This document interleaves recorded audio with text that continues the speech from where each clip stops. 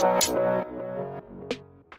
guys, and welcome to another Artifact CCG.com video, and today we are going to be making a response video to Swim, who's, from what I understand, a competitive Gwent player who's been making some tier list videos for Artifact, and he's been asking people to go ahead and, start the conversation, start talking about these cards, getting some back and forth going, and I felt like I could offer some differing viewpoints and some a different perspective, because I am in the beta, but I came into the beta a little bit later than Swim did. So my experience has been very strange because I came into the beta at such a different point from where players like Swim did, and kind of been discovering things on my own while other people have already discovered things, and it's been kind of fun. So without further ado, let's go ahead and get this discussion started. So the first video that Swim made was on black cards, so we're going to go ahead and take a look at the black cards as well that have been revealed. And he started out by talking about the different archetypes that he's observed in the meta, and it's been very interesting hearing him talk about that, because those are kind of the decks that I myself discovered, and it's nice to feel validated by that.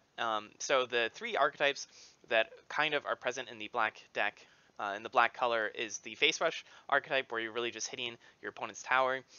You also have the hero killer archetype, which is kind of this, you play this game where you keep your opponent's heroes off the board constantly, and it's hard for them to get anything going.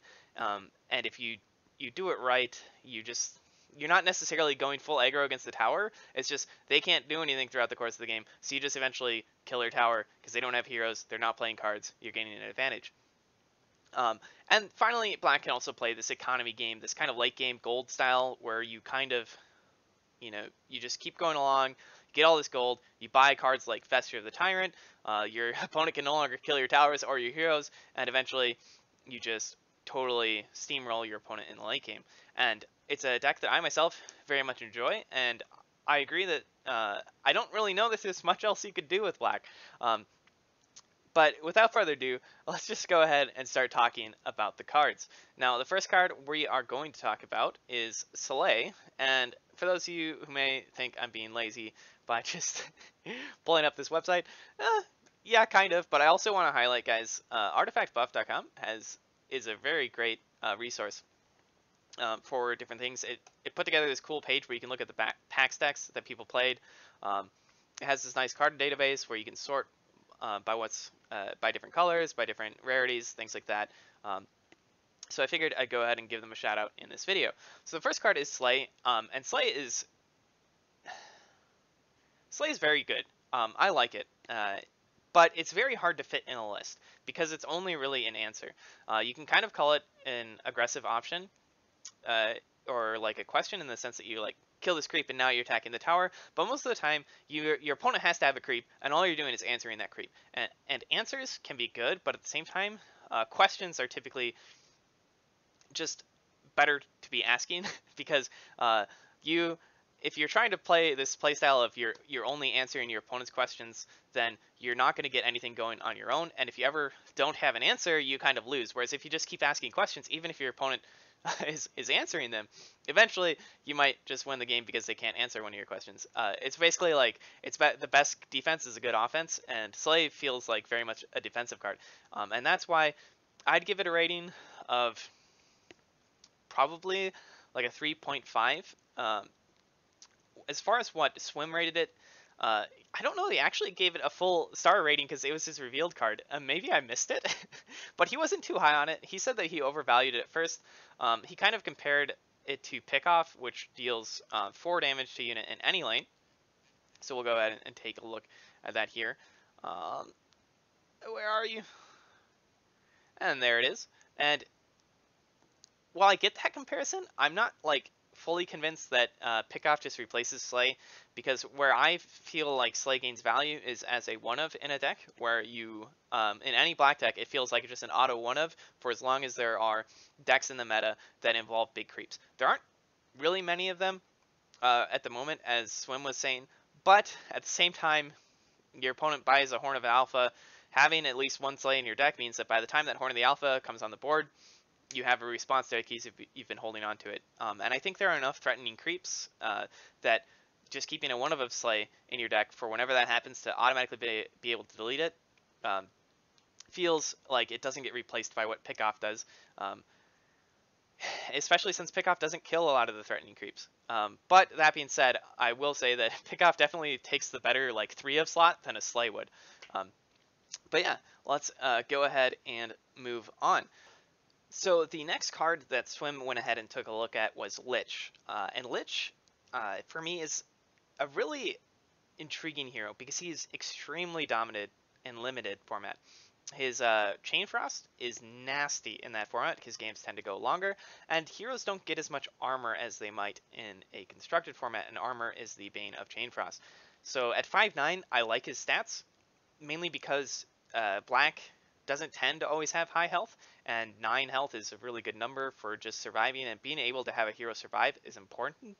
But that said, having this really expensive hero card is a really big negative actually in this game, because expensive hero cards, you can't run too many of them, or your deck is just full of all these expensive cards, and you can't mulligan. So if you get stuck with 2 Chain Frosts in your first hand, you're going to have 2 less cards for the first, 4 rounds of the game, which is crazy. That's really bad for you. But, Swim gave it a 3 out of 5, and his reasoning was that his ultimate is his card Chain Frost that deals 3 damage and keeps bouncing. It's really weak into armor, so it's not very good into red especially. And if you're looking at the archetypes, you have aggro and like hero killer, and it's not the best in those. And then you consider economy, late game. But as he pointed out, you have these blue spells that kind of replace the slot of Chain Frost. And I get all that. So I could see the 3 out of 5 rating, but I'd be tempted to give him a little bit higher, just because I feel like constructed or like limited format should be considered a little bit in the rating, and also because I think what's really intriguing to me is when I was playing blue black economy late game is his ability, his active, which every 2 rounds you can condemn an ally to, and if they have 6 or more attack, you draw 2 cards instead of just 1, is actually really intriguing in the late game deck, because you're not trying to face rush them, so you can more easily afford to kill your own creeps. And you're really digging for board wipes to kind of survive the early game. So I can see, you kill this one creep that's maybe hitting their tower, but it's not blocking one of their heroes. Draw that extra card, and it just helps you get closer to your board wipes that are really important so you can survive the early game. And then add on to that, it has this really intriguing like interaction in late game where when you combo this card or his ability with Vesture of the Tyrant, it can be really useful for redeploying your heroes. So one of the struggles in this game, and one thing that you're going to have to develop as you play the game, is the skill of not overcommitting to the lane or being able to move your resources around. And if you get like 2 to 3 heroes in a lane that is no longer important, maybe you're already going to kill the tower, but the other 2 lanes are getting close to death, and you need to get value into those lanes. Having these 2 heroes over in this useless lane is the worst thing possible. And what's been fun is you have maybe 2 heroes in a lane, you're winning it, your opponent abandons it, and then because late game economy tends to run the Vestures build, where you have these and 1 for me's and Vesture of the Tyrant, which gives rapid deployment, you can actually in late game sacrifice your Vestured, maybe like a Phantom Assassin or something, kill her, draw 2 cards because you kill the 6 or more attack hero, and you'll get a redeploy Phantom Assassin into another lane right then and there. So I found that to be really intriguing and kind of like a fun little like safety measure for not getting overcommitted to lane.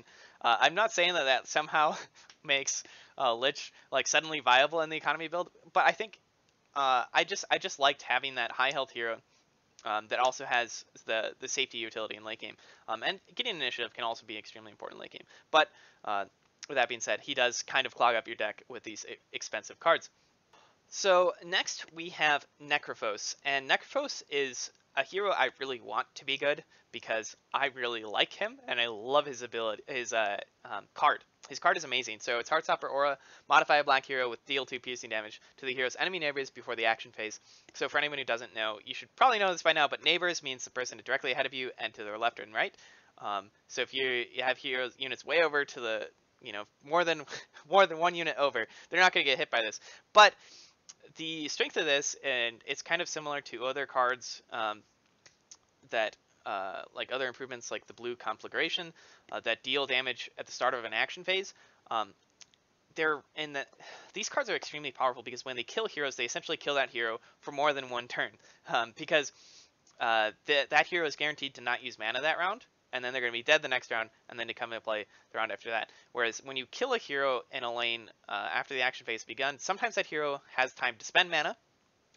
So if you can leave a hero with 2 health and then they die to Heartstopper Aura, it's better than if you'd killed them the previous turn after they spent mana or whatever.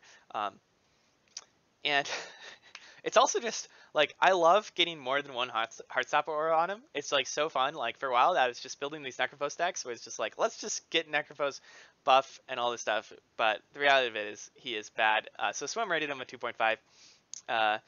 I'd rate him, like, maybe even, like, lower, like a 2, because there's just nothing to his hero unless he's got Heartstopper Auras on him. But at that point, why don't you just put him on other black heroes? His, like, passive is, like, okay, but it's not better than, like, just having a character like Lich who starts out with 3 more health. Also, Heartstopper Aura is extremely bad to draw late game because its play effect has no effect when you first play it because it starts at the beginning of an action phase, so you could drop a Heartstopper Aura and it's not like it's going to do anything. So it's kind of a dead card late game, so you have to draw these Heartstoppers early, and even if you draw them early, it's not like they're that amazing. Well, maybe they are. I love that card. It's really fun, though, in Limited. I like NECROPHOS in Limited. You have a longer game. So yeah, let's go ahead and move on. And next we have Phantom Assassin. And Swim kind of pointed out that Phantom Assassin is a little bit overrated by players, but at the same time, I kind of disagree. I think it's hard to overrate Phantom Assassin. And the reason why is that being able to, no matter what, kill a hero with his card, coup de grace, 6 costs, just condemn a hero, doesn't matter how much health, how much armor they have, is in my opinion always going to be extremely valuable in this game, especially when you consider things like blue board wipes, and being able to just eliminate that blue hero before they get board wipe. When you have, a red character who's almost impossible to kill because they're a bazillion health, bazillion armor, and you're just like, coup de grace, they're gone now. I think that's always going to be important, and that's always going to keep Phantom Assassin high up there in my rankings, in my opinion. I would call him a 4.5 out of 5. He gave her a 4.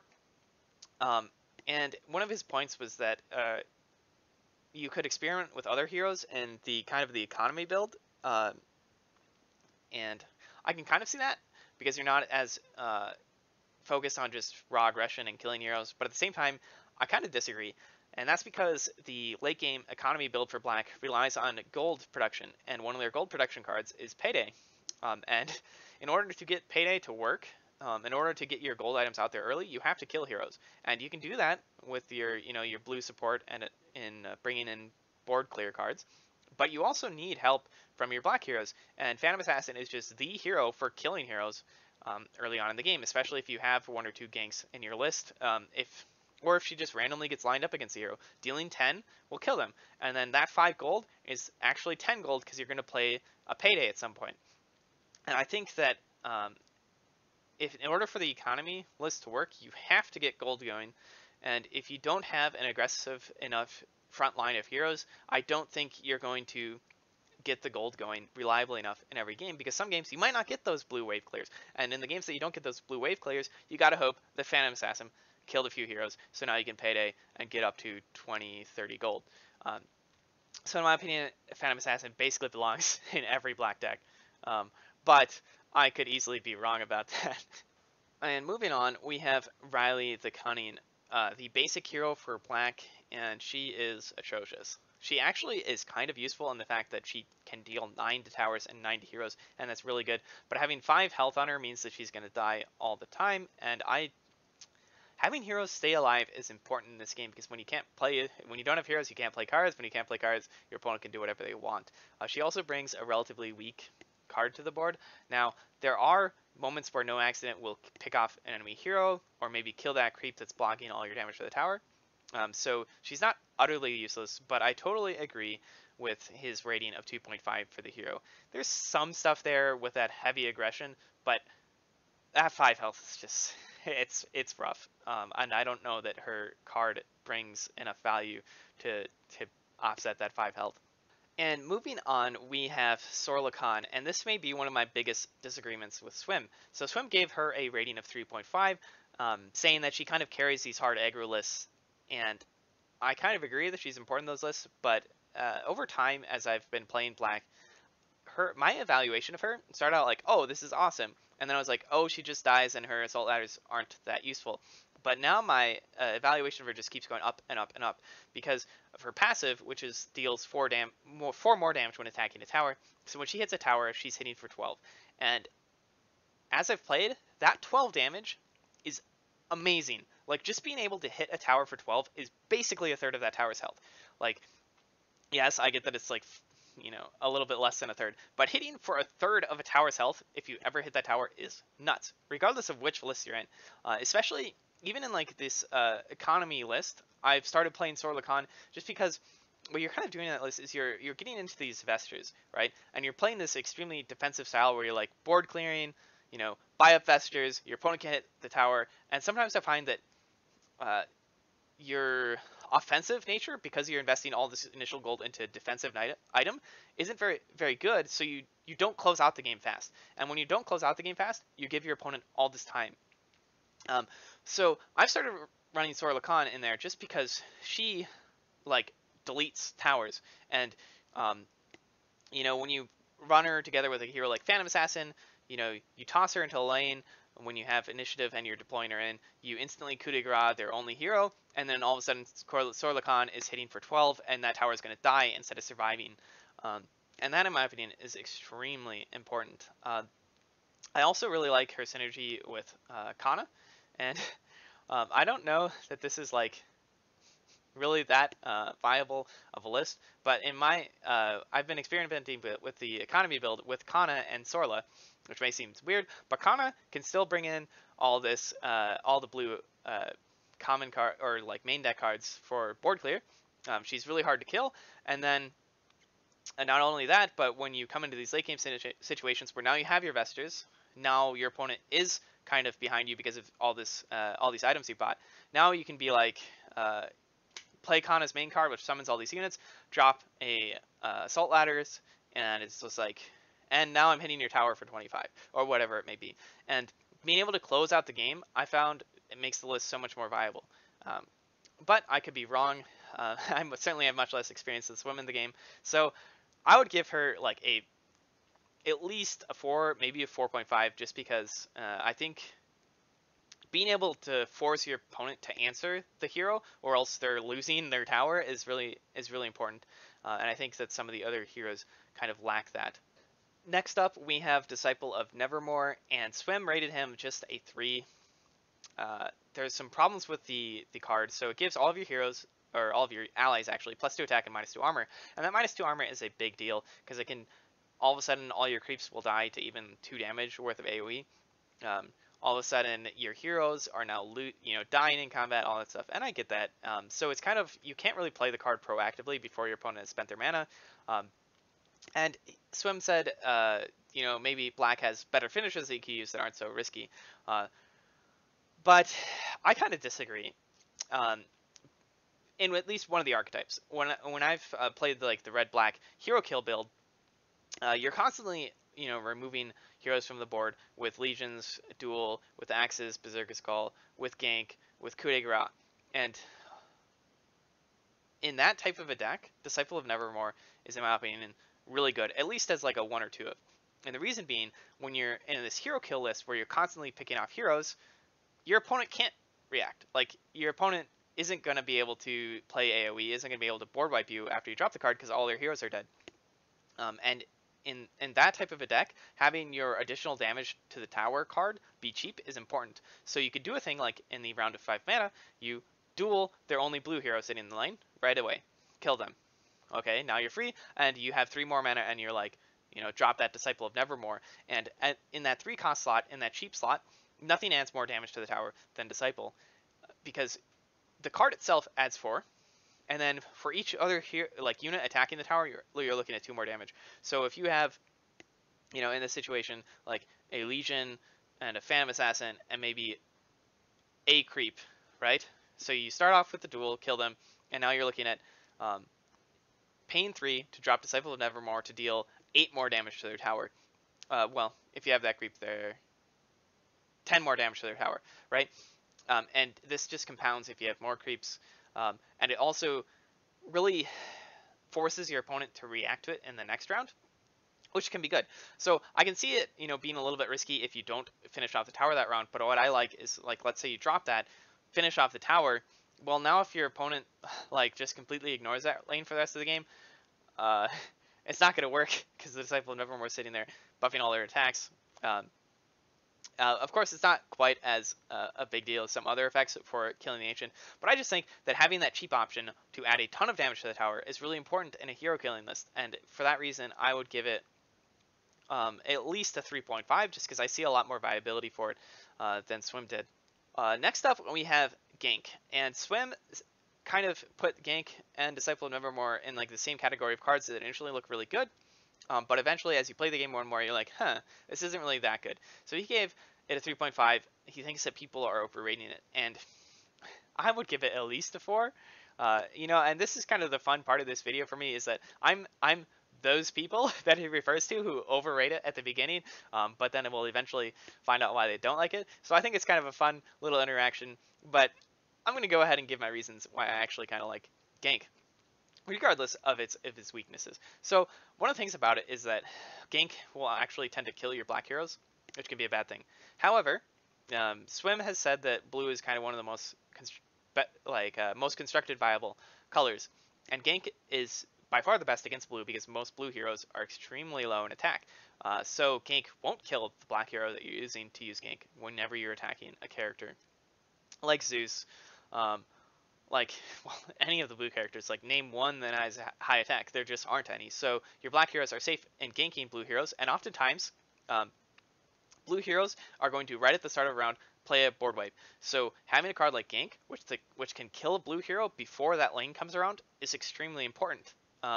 So you don't even need to have initiative. You just need to be able to play the card, target that hero, kill them, and now your opponent isn't going to be able to play that board wipe card and reset. And that's actually really important, because then that depending upon when their respawns are for their other blue hero, if they're running 2 or 3, you're looking at that blue hero couldn't play the board wipe that round, and they can't play the board wipe the next round because they're dead. So if they can't get another blue hero in there, they're kind of doomed, because you're looking at 2 rounds of whatever your board state was hitting their tower. So for that reason, I think Gank is really good. And also, even if it's not against blue, even if it is against heroes where Gank is going to kill your own black hero, I still see value in it, because once again, going back to the theme of you can't overcommit to a lane, and especially in the more aggro versions of black, you're going into this lane, you're hitting it, and you kill the tower, but you're certainly not going to threaten the Ancient in time. Well, how are you going to get your black heroes over into the other lanes? Well, you could get an item like Blink Dagger, you could get luck into a TB scroll, but Blink Dagger is like good, but you might not be able to get it onto that hero in time, or whatever it may be. And what I found is that Gank is extremely valuable in the mid to late game for redeploying your heroes from a one lane, because basically what you're going to do is you kill that tower, and then next round you're going to use Gank to both kill an opponent's hero and kill your own hero, which is going to give you a slight leg up in whatever lane that you just killed them. You're losing your black hero from the lane that doesn't matter anymore, and your black hero 2 rounds from now is going to come into play where you need them. It will come into play at the same time as the hero that you ganked, obviously, but you still gained value from eliminating that hero from a lane that mattered, and you lost the hero in a lane that didn't matter, and now later on in the game, that black hero is going to be useful for you. So for that reason, for the use in redeploying your heroes and for the use in how good it is against blue, I'd say that this card is definitely a 4 for me, maybe a 4.5. But Swim disagrees. Next up, we have Grazing Shot, which I'm not going to spend too much time on because, I mean, just 2 words, opportunity cost. And we have Iron Fog Goldmine. This is an interesting card and definitely deserves a high rating. I'd give it, I'll agree, 4.5, pretty much where it belongs. It's not quite a 5 because I don't think it has this crazy upside that a 5 needs, but a 4.5 because it's always consistent. And when you look at this 3 gold per round for the rest of the game, 3 gold, so if you look at the basic items, the Traveler's Cloak, Short Sword, and Leather Armor, that each round you're either getting 4 more health on a hero, 1 more armor on a hero, or 2 more attack on a hero. And you compare that to other cards' values, and it just measures up and is so consistent, and it's so key in some of these economy builds where you're trying to get out that payday, get all these super expensive items, and Ironfog Goldmine is just one of the most reliable ways. It's basically like a hero kill in gold every other round. Like it's just crazy. So yeah, I definitely agree. Great card. Not much to say about it because there's just not that much complex about it. And next we have the OGLODI Vandal, which is the 4/4 for 4 that deals 4 and was rated 4 by Swim, which I'm going to rate a 4 because I don't want to disagree. I don't know. Like I don't end up playing this card very much, which is I think a not a good thing. I think I should be fitting into this card into more lists. But one of the problems I've found is that there are so many other good cards that fit into that 4 cost slot, and when it comes to creeps, what I want in a black deck is like most of the black decks I play don't really go for this like swarming the board, tossing out lots of creeps. So when I want a creep there that can offer a blocking target to just throw in front of a hero so that my hero doesn't die, so that my tower doesn't die. And when I'm looking for that type of a slot, I'm looking for one that can be played on round 1 so that it can save a hero round 1, where you know that whatever enemy hero is lined up with nothing across from them, and that arrow points right into your hero, and now they're killing it. I want my creeps to be able to block that, because that's just one of those random things that can happen on round one sometimes, and can really set the pace for a game. And especially in black, where you're trying to get paydays online early, losing a hero early is kind of rough, because that hero might be a hero who kills a creep every round. So if they're alive the first 3 rounds, they might give you 3 gold, and that 3 gold is actually 6 gold because of payday if you pay, and if that hero can kill a hero, then that's more. That hero might also be the hero that you need in that lane to cast the payday. So losing a hero round 1 can be kind of rough, I found, in a gold generation deck, especially if it's just the compounding factor. If you lose 1 hero round 1, you're like, meh. If you lose 2 heroes, you're like, crap. If you lose 3 heroes, you're like, well, I guess I lost, guys, because you just can't generate the gold fast enough. You're going to fall too far behind. So I want my blockers to be able to be blocked or played on round 1. And when I come to the 4 cost slot, this strikes me as a blocker. He deals damage to the tower, he deals with creeps, that's all good, but he really isn't that much of a threat. He's only dealing 4 damage, he's not going to kill most heroes, so it's just like I'd rather have other cards in that slot. But as I said, I think that there's enough value in him and enough efficiency in him that I think that I'm underrating him and not using him enough. And next we have the very color defining card that is Payday, and it seems nuts. 3 cost, double your gold. The potential for that card is crazy, believe me, especially when you come to like the round of 6 mana and you're just like in the final lane, you're just like Payday, and now you're at like 40 gold or something, and then you're like Payday and now you're at 80 gold. If you can ever toss 2 of these down, it is just, I mean, it's exponential returns, and it's crazy. But that being said, it's kind of a trap card. You can definitely hold on to it for too long and not spend your gold because you anticipate playing paydays, and that can be a problem because you might never be able to come back when you do drop the paydays. So just know that you do have to play it early sometimes. Swim gave it a 4. I'll give it, I still have to give it a 4.5 in my mind, just because the potential upside of the card is straight broken. I don't know that there are many other cards that can give you as much value as Payday when you have 2 of them in your hand. And that's not going to happen every game, but in most games, it's just going to give you good value. It's going to be like, play this for 10 gold, play this for 15 gold. But then maybe 1 in 5 games, it's a play this in combination with another one for like 40 gold. And that is huge. So in my opinion, it deserves that extra little star or half star because it has that crazy upside potential, and the more crazy upside potentials you have in a list, even though they might be inconsistent, as long as your base list without the crazy upsides is good enough, having those crazy upsides is just like free wins every once in a while. So I like having the free win that is a double Payday round, and I think that's deserving of an extra half star. Next on the list is Pickoff, and this is, I mean, we keep coming to these cards, and I just have slightly different opinions on them. He rated a 4.5. I don't know that I see that. I mean, I'd rate it a 4. Like, the problem is I just don't see enough of an upside to the card to rate it a 4.5. And that might be kind of a sign of a different style of card player or a different way that we look at evaluating cards. When a card is consistent and good and brings a lot to the list, I want to rate it like a 4. And in order to get above that, it either needs to be like super hyper consistent, like always going to do something useful, and even then, there are very few cards that I put in that category. But for me to get up into the 4.5, 5-star range, it needs to be a card that can just have these ridiculous upsides. And while Pickoff can kind of have that in killing off heroes, 4 damage is not enough too often. Like, it's, I don't, maybe I'm just completely wrong about this, but 4 damage can kill melee creeps, but it doesn't do a lot against bigger creeps, and it can kill heroes, but it's terrible into like red armor, and it's also just not useful into heroes that just spawn into lanes.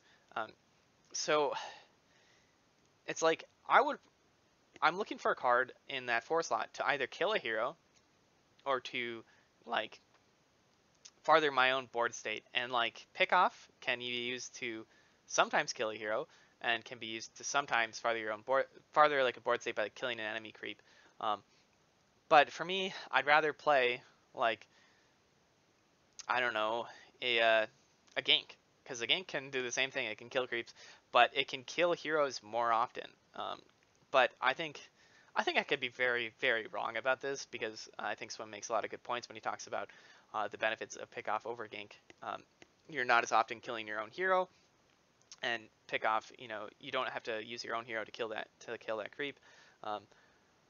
But it doesn't deserve the 4.5 that he gave it. I think that it deserves a solid 4. It's consistent. It's always going to do the stuff. I just don't see enough of this crazy upside to it to rate it at a 4.5. I don't know. I'm wrong, probably, but I'll stick to my gut feelings. And moving on, we have Steam Cannon, which is it's a Pickoff on a stick. Only it deals piercing damage, which is a big deal in my opinion, especially when you consider red heroes. But I have a really hard time justifying this card. He rated it a 4. I'm going to rate it a 3, because my issue with the card is that at 7, it comes into the board in this late game state where you need to do a whole lot. The game is ending, right? So you need these 7-cost cards to like, boom, now I'm going to win this lane. And Steam Cannon doesn't do that. It comes in and it's a pick off. Like the round you play it, it picks off someone. Cool. I have a 4-cost card that can do the same. Now the piercing damage, as I said, can matter a lot. And sure, the next round is going to do that again. But now you've kind of got 2 pickoffs for the price of 1 less than an original pickoff. But you used your 7-cost card to do this, and the game just doesn't last that long. He did state that it looks really good in the blue-black mirror in this late game oriented like playstyle, and I can see that. I have a hard time believing that at 7 the card is going to do enough to justify, because I feel like it's just not as much value as your opponent would get out of a similarly costed card at that point in the game. So you're going to fall behind when you play it. But I could be extremely wrong, especially since you could play it in a lane that's kind of not being contested and use it to affect other lanes. So there is something to be said for it. I could be very wrong about this. And next we have the Untested Grunt, which he gave a 3.5 out of 5, which I am going to give a, I don't know, I'll give it a 2 out of 5. And I think I could be very wrong about this once again, but it's, I don't know, it's having this creep completely unable to ever survive combat with anything because it's at that 2 health margin, which is going to die to any creep. It's just rough, in my opinion. It's like extremely weak into wave clear, obviously, because of that 2 health. And while it offers this 4 damage, I just feel like if you're going to put creeps in your list, you kind of want them to be able to survive a single creep attack, or to be able to just toss in front of heroes, or to be able to add damage. And it can be tossed in front of heroes, and it can add damage, but it can't trade with creeps at all. And while black doesn't have a lot of options for this, so I could see that like bumping up its evaluation, that doesn't mean to me that I'm going to like give this card a higher star rating. It's just like a necessary evil right now. You put this in your black deck because there isn't another option. But in my opinion, if your other color that you're running it with has a better option for that can actually survive creeps, you're just going to run that one, right? Even something like a Hellbear Crippler that's 3/3. Oh gosh, is that even spoiled? It is! Guys, it's spoiled! Good. Even something like a Hellbear Crippler that's 3/3 is, in my opinion, just like if you're running black with red, just toss that there instead. It doesn't have as high of a damage upside, but it can survive a creep attack once. And it also, when you toss it in front of a hero, it reduces their attack for the rest of the game. Seems better to me. But as I said, it's kind of a necessary evil. Black doesn't have as many good options right now for creeps. It's just part of the deal. So what are kind of my final thoughts on black as a whole? I would rate them as one of the, I don't know, one of the stronger colors in constructed, and even kind of stronger in limited. I love their playstyle, like the being able to get all these golds, all this gold, and buy these extremely broken items. It's just a lot of fun. Having lots of cool ways to target and kill heroes is really cool. For anyone who is looking to play them, I would highly advise the hero killing style with them or the economy style with them. So I'd go red black, kill a bunch of heroes, keep your opponent's heroes off the board. They can't do anything to you all game. Or the blue black, rely on gold generation, wave clear to kind of survive early game and come out with these extremely broken Vestures of the Tyrant. They're my favorite item in the game. Feels like your opponent can't do anything once you got a few of those out there. It's really fun when you get all 5 of your heroes with Vestures of the Tyrant in combination with N1 for Mies, which can duplicate an item. Yeah, those are the 2 I would play. And for anyone who's wondering why I'm not, looking at some of these other cards, well, Swim didn't cover everything, and since this is kind of a response video, I figured I would leave those for whenever Swim decides to cover the other cards. As far as something that we might have missed that may be worth taking a look at, Hipfire. That card I love. Okay, initiative is super important, so great card. I call it like a 5 out of 5, and I know that I said that cards need to have crazy upsides to be put at a 5. They also need to be consistent. Well, this is consistent. It can kill creeps. It can kill heroes. And its crazy upside is giving you initiative for like board clear in the next round or like coup de grace in the next round. So Hipfire, guys, nuts. But yeah, in any case, most of the other cards, I'll leave for whenever Swim go ahead and covers those. And hopefully we can go ahead and get this dialogue started of differing viewpoints, because there just isn't a lot of that right now because of the NDA, obviously. But we are allowed to talk about what cards have been revealed. We are allowed to talk about those cards with knowledge from the beta experience. And I think it was cool that I'm coming in with such a different beta experience than Swim, coming in a later wave of invites, not being there as long. I'm kind of like that newbie that Swim is talking about. So you guys, I'm probably wrong about a lot of these. I still have lots to learn about the game, but I hope you enjoyed the video. Go ahead and check out Swim's video. It's excellent. Check out all of his videos in the series. I'll be trying to do videos responding to each of them. And I'm an audience of 1, and this has been an Artifact CCG.com video. Go ahead and check out our website, check out our other content, and I will see you guys next time.